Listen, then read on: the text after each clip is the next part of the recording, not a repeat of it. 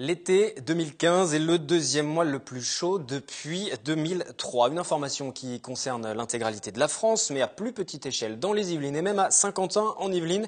Ce n'est pas tout à fait le cas. On va en parler avec Mélanie Poquet ce soir. Bonsoir Mélanie. Bonsoir Wilfried.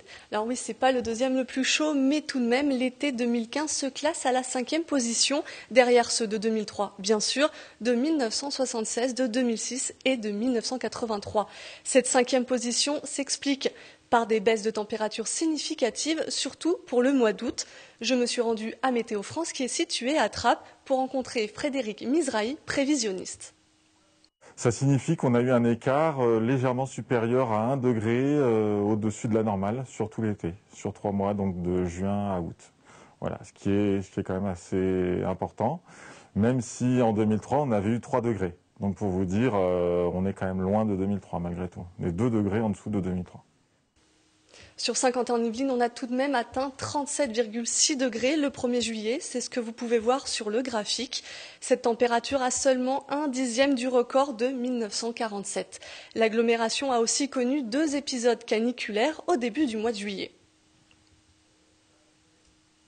On a eu un trimestre donc différent, avec un début d'été très très sec. Là, vraiment, on était dans un phénomène remarquable, avec un mois de juin qui a eu seulement 6 mm. Donc c'est de l'ordre de 15% de la normale, c'est vraiment très très faible. Ensuite, on a eu un début juillet aussi qui a été très sec, le mois de juillet a été sec aussi. Et puis par contre, en août, on a une pluviométrie supérieure à la normale, qui a quand même bien arrangé les choses. Et on termine l'été avec un déficit d'environ 30% de pluie en moins par rapport à la normale.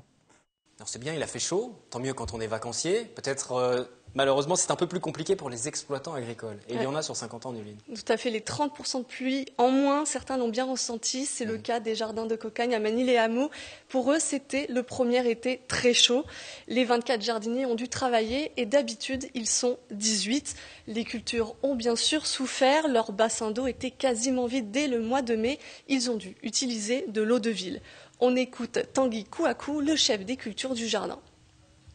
Il faut commencer à arroser à partir de, je dirais, 5 heures du matin pour qu'au moins toute la parcelle soit couverte. Voilà. Et auparavant, on n'avait jamais connu à 8 heures, on essayait d'équilibrer. Voilà. Et puis, il fallait aussi arroser. Pourquoi? Parce que le rayonnement du soleil, il y avait plus d'évaporation. Voilà. Donc, ça devait être continuel. Voilà, pour que le sol puisse garder un peu d'humidité. Dans les jours à venir, la fraîcheur arrive.